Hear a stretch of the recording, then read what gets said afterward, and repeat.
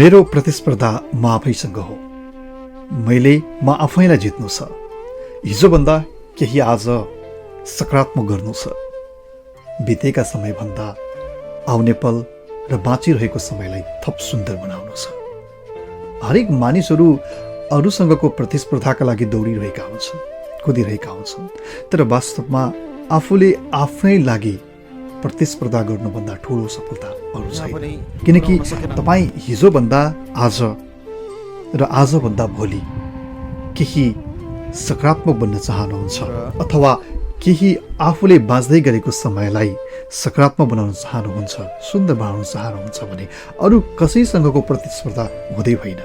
केवल तपाईँले हिजो बिताउनु भएको समय, तपाईँले हिजो गर्नुभएको मेहनत, तपाईँले हिजो आर्जन गर्नुभएको ज्ञान, यी सबैसँगको प्रतिस्पर्धा हो। आफू आफैमा बितेको समयभन्दा बाँचिरहेको समय र आउने समय थप सकारात्मक, सुन्दर र सृजनशील बनाउनु नै सायद मान्छेको जीवनको सफलताको एउटा आधार हो जस्तो लाग्छ।